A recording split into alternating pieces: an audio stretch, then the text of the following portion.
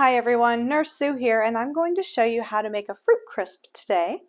And this is a great dessert when you want something just a little bit sweet, a little bit of a dessert, but you don't have to feel guilty like you just ate a Reese cup or a Snicker bar or something like that. And of course you don't have anywhere near the calories. This fruit crisp only has 94 calories and there's 18 carbs in it. Now it does have 9 grams of sugar if you make it the way the directions tell you to. However, I like to change things up. I'm always trying to make things diabetic friendly. So I made it with Splenda. I kind of knew ahead of time what it would do, but I gave it a try anyways. So what I did is I put a pack of Splenda in it instead of sugar.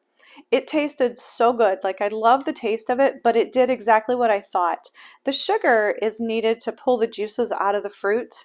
So when I put the Splenda in, it just didn't get as juicy, but I used apples. I almost always have apples on my counter. So I just sliced up some apples and stuff. The oatmeal part of it was a little bit drier, but the flavor was still really good.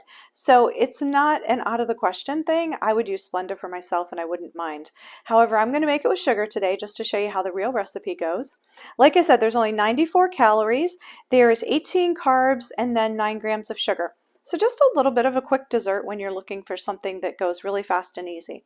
So in this bowl, I already have a tablespoon, I have 1/4 of a teaspoon of olive oil. So there's hardly any oil in this. So there's just a tiny bit of oil in there.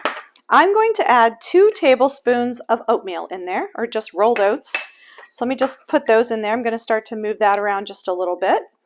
And then I'm going to put 1 tablespoon of milk, just non-fat milk, okay? Now, when it comes to fruit, you can use whatever you have in your house. I almost always, like I said, have apples on the counter, but for some reason blackberries sounded really good to me, and I had blackberries in the refrigerator, so I just grabbed those. So you want to take an oven-proof dish, and you're just going to put whatever fruit in there, and you want about 1/3 of a cup. And I know that I have just a little over 1/3 of a cup, but I didn't slice them up and smush them down to measure. So I just put some blackberries in my oven-proof cup. And then I have in here, I have my 2 tablespoons of oats, 1 tablespoon of milk, 1/4 teaspoon of olive oil, and I'm going to add 3/4 teaspoon of sugar to this, okay? So I know that this is going to give me about, it's a little less. Let me do this again. Do a little bit more in here. There we go. 3/4 teaspoon of sugar goes in here as well. Now this recipe is so simple. This is all you put in here and mix up. And then what I'm going to do is I'm just going to sprinkle this on top of my berries. Again, you can use whatever kind of fruit you want. You can do your blueberries, you can do sliced up apples, strawberries. Change it up. Just use whatever you have in your refrigerator. I'm not a person to go out and buy a bunch of stuff. I would rather substitute and make things work. All right, so I'm going to just put that on top. And then all you do is you put this in the oven to bake, and they tell you 375 for 20 minutes. I've made these several times and they have never taken that long. So I put it in my little air fryer. It has a bake setting. So I have mine in the air fryer. Let me make sure I don't burn myself. It's been in here for a minute.